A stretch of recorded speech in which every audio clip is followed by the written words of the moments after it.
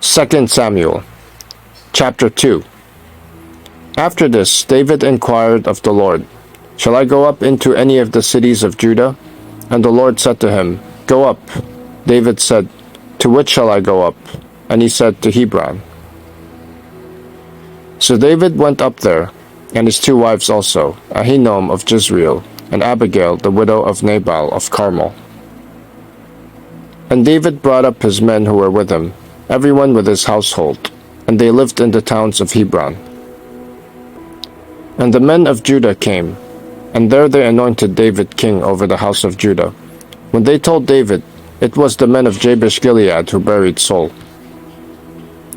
David sent messengers to the men of Jabesh-Gilead, and said to them, "May you be blessed by the Lord, because ye showed disloyalty to Saul your lord, and buried him. Now may the Lord show steadfast love and faithfulness to you, and I will do good to you, because you have done this thing. Now therefore, let your hands be strong, and be valiant, for Saul your lord is dead, and the house of Judah has anointed me king over them." But Abner the son of Ner, commander of Saul's army, took Ish-bosheth the son of Saul, and brought him over to Mahanaim. And he made him king over Gilead, and the Asherites, and Jezreel, and Ephraim, and Benjamin, and all Israel. Ish-bosheth, Saul's son, was 40 years old when he began to reign over Israel, and he reigned 2 years. But the house of Judah followed David. And the time that David was king in Hebron over the house of Judah was 7 years and 6 months. Abner the son of Ner, and the servants of Ish-bosheth the son of Saul, went out from Mahanaim to Gibeon. And Joab the son of Zeruiah, and the servants of David went out and met them at the pool of Gibeon. And they sat down, the one on the one side of the pool, and the other on the other side of the pool. And Abner said to Joab, "Let the young men arise and compete before us." And Joab said, "Let them arise."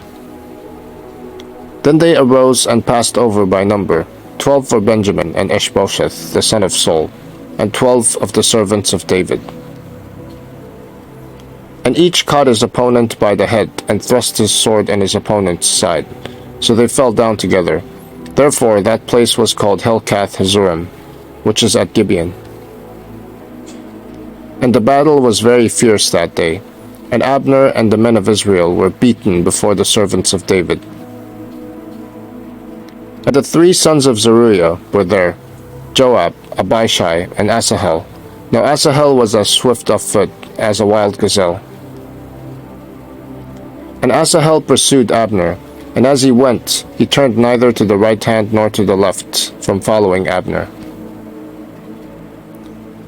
Then Abner looked behind him and said, "Is it you, Asahel?" And he answered, "It is I." Abner said to him, "Turn aside to your right hand, or to your left, and seize one of the young men, and take his spoil." But Asahel would not turn aside from following him. And Abner said again to Asahel, "Turn aside from following me. Why should I strike you to the ground? How then could I lift up my face to your brother Joab?" But he refused to turn aside. Therefore Abner struck him in the stomach with the butt of his spear, so that the spear came out at his back. And he fell there, and died where he was. And all who came to the place where Asahel had fallen and died stood still. But Joab and Abishai pursued Abner. And as the sun was going down, they came to the hill of Ammah, which lies before Giah, on the way to the wilderness of Gibeon. And the people of Benjamin gathered themselves together behind Abner, and became one group, and took their stand on the top of a hill.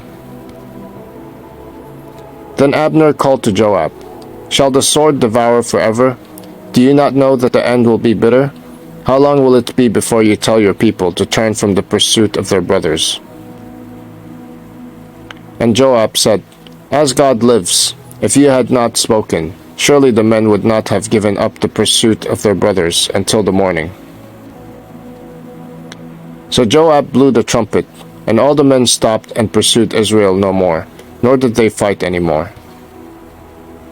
And Abner and his men went all that night through the Arabah, they crossed the Jordan, and marching the whole morning they came to Mahanaim. Joab returned from the pursuit of Abner, and when he had gathered all the people together, there were missing from David's servants 19 men besides Asahel. But the servants of David had struck down of Benjamin 360 of Abner's men. And they took up Asahel and buried him in the tomb of his father, which was at Bethlehem. And Joab and his men marched all night, and the day broke upon them at Hebron.